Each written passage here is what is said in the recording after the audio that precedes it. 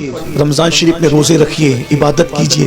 رمضان شریف کی پہلی رات آتی نا، پہلی رات رمضان شریف کی پہلی رات، تو عرش کے نیچے سے ہوا چلتی ہے رحمت کی، اور اللہ تعالیٰ اس دن اپنے بندوں کو پیار سے دیکھتا ہے، اور جس پر رحمت کی نظر اس دن پڑ جاتی ہے اللہ اس کو جنتی بنا دیتا ہے۔ روزہ مت چھوڑنا۔ اور ایک بات یہ بھی یاد رکھنا، المعجم الاوسط میں یہ حدیث ہے کہ جو رمضان شریف میں ایک گناہ کرتا ہے اللہ اس کی 1 سال کی عبادت کو ضائع کر دیتا ہے۔ یعنی رمضان شریف میں اس لیے گناہ سے بچو، اس رمضان شریف میں گیم نہیں کھیلنا، فلمیں نہیں دیکھنا، گانے نہیں سننا۔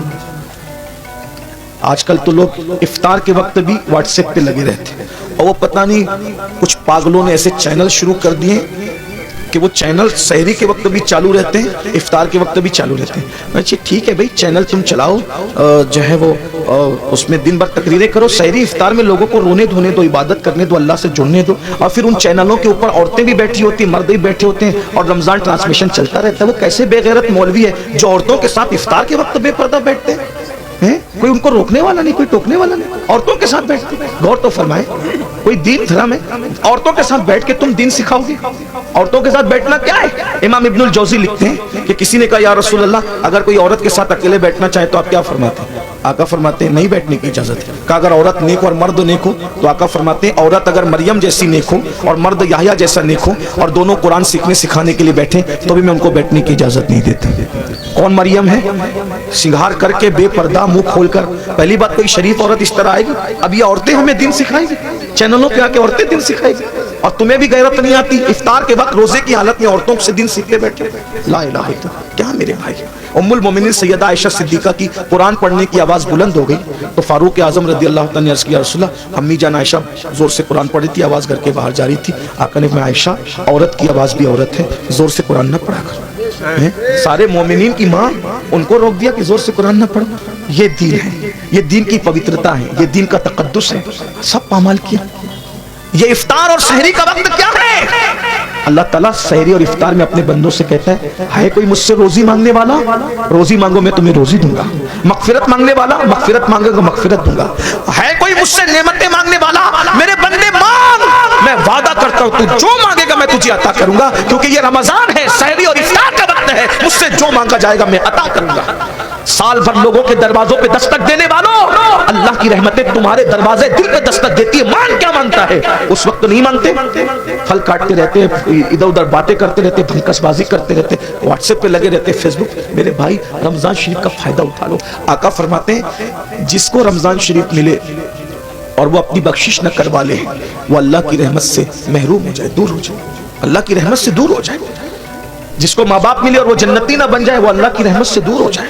محفل میں درود پڑھا، محفل میں ذکر رسول کیا جائے اور حضور پہ درود نہ پڑھا جائے وہ اللہ کی رحمت سے دور ہو جائے۔ حضور نے جمعہ کے وقت خطبے کے لیے جاتے ہوئے منبر پر سیڑھیوں پہ قدم رکھتے ہوئے دعائیں کی تھی، اور آپ کی دعا پہ جبریل نے آمین کہا تھا۔ اس لیے رمضان شریف میں کوشش کرو روزے رکھنے کی۔ جو ایک روزہ چھوڑ دے رمضان شریف کا، صرف ایک روزہ، پوری زندگی روزہ رکھتا رہے، ایک رمضان شریف کے روزے کی فضیلت کو نہیں پا سکتا۔ اس لیے روزہ رکھو۔ کچھ لوگ کیا کہتے ہیں مولانا ہم کام کرتے ہیں، بیمار ہے، یہ ہے وہ، یاد رکھنا روزے سے کبھی بیماری نہیں بڑھتی، کہ اللہ کے رسول فرماتے ہیں روزہ رکھو صحت مند ہو جاؤ۔ آج کی جو جدید تحقیق تو آتی رہے گی، لیکن جدید تحقیق کیا کہہ رہی ہے پتہ ہے؟ جدید تحقیق کہہ رہی ہے جتنا بھوکے رہو گے اتنا صحت مند رہو گے۔ یہ جو فاسٹنگ واسٹنگ کے جو چکر سب ڈاکٹر لوگ بیان کر رہے ہیں یہ آج بیان کر رہے ہیں، میرے نبی نے 1450 سال پہلے بیان کیا۔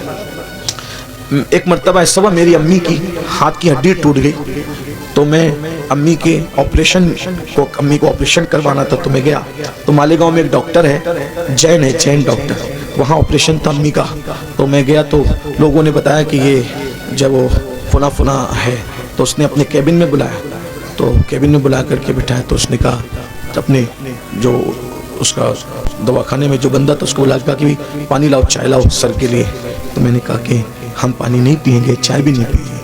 تو کہا کیوں؟ تو مجھے ایسا لگا کہ یہ جین ہے، اگر میں اس کو نہیں بتاؤں گا تو یہ کہیں بدگمان نہ ہو جائے، اسلام سے بدزن نہ ہو جائے کہ یار دیکھو یہ مسلمان لوگ ہماری چائے بھی نہیں پیتے۔ میں نے کہا میں چائے اس لیے نہیں پیوں گا، میں روزے سے ہوں۔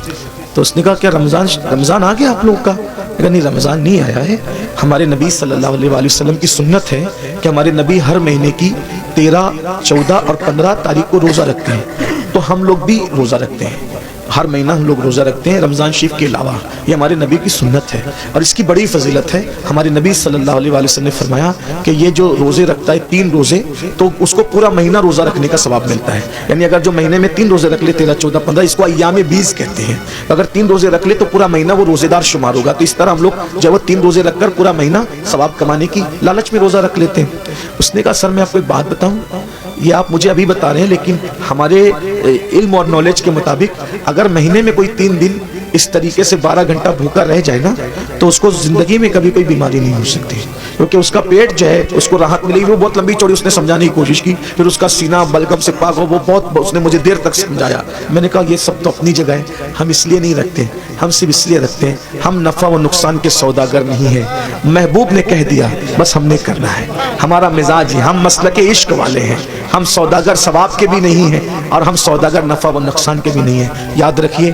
تو بہرحال اس وقت اس نے مجھے بتایا تو میں نے کئی لوگوں کو بتایا کہ دیکھو غیر مسلم لوگ بھی روزے کے قائل ہو رہے ہیں، بلکہ اب تو بہت سارے غیر مسلم بھائی بھی رمضان شریف کے بہانے وہ روزہ رکھنے کی کوشش کرتے ہیں تاکہ فاسٹنگ کا فائدہ ان کو بھی مل جائے۔ لیکن ایک بات آپ کو بتاؤں، ہم سائنسی فائدہ حاصل کرنے کے لیے روزہ نہیں رکھتے، ہم تو یار کی رضا کے لیے رکھتے ہیں۔ اور میرا اللہ فرماتا ہے، آئے ہائے کیا بات کہی میرے اللہ نے، اللہ فرماتا ہے روزہ میرے لیے ہے اور میں ہی اس کی جزا ہوں، یعنی ہر نیکی کا ثواب ہوگا اور روزے کی اجر کیا ہے؟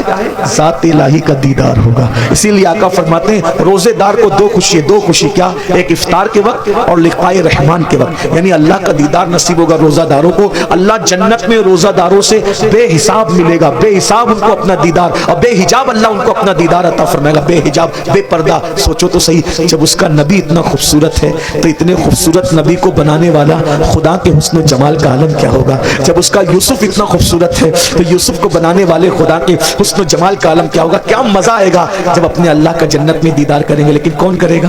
جو جنت میں جائے گا، جو جنت میں جائے گا ہی نہیں اس کا کیا حال ہوگا۔ اس لیے توبہ کیجیے، توبہ کے دروازے کھلے ہوئے، استغفار کیجیے، اللہ کو منائیے، اللہ کو راضی کیجیے، اللہ سے صلح کیجیے۔ دیکھو اگر آخرت کی تیاری کرو گے تو بھی دنیا سے جانا ہے، نہیں کرو گے تو بھی دنیا سے جانا ہے۔ اللہ ناراض رہے گا، ہڈیاں بھی قبر میں پگھل جائے گی، کیڑے کھا لیں گے، سانپ بچھو ڈسیں گے اور قیامت تک جب وہ سانپ بچھو ڈستے رہیں گے۔ اور اگر اللہ کو راضی کر لیا کفن بھی میلا نہیں ہوگا انشاءاللہ، کفن بھی میں اللہ کو راضی کر لو، روزے رکھو، فرائض واجبات پر عمل کرو، آج سے پہلے جو ہوا اس سے توبہ کر لو۔ اللہ تعالیٰ ہم سب کو توفیق عطا فرمائے۔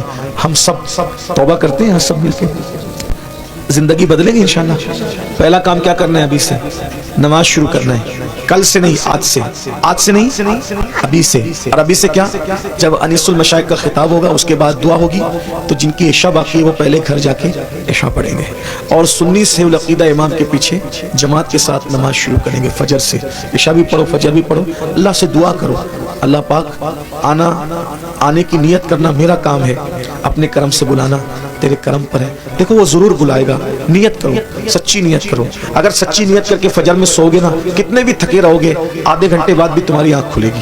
جب ٹرین پکڑنے کے لیے آنکھ کھل سکتی ہے تو نماز کو جانے کے لیے آنکھ کیوں نہیں کھل سکتی؟ بس بات اتنی ہے، ٹرین کی اہمیت دل میں ہے کہ ٹرینیاں چھوٹ نہ جائے تو آنکھ کھل جاتی ہے، تو نماز چھوٹ نہ جائے تو بھی آنکھ کھلے گی۔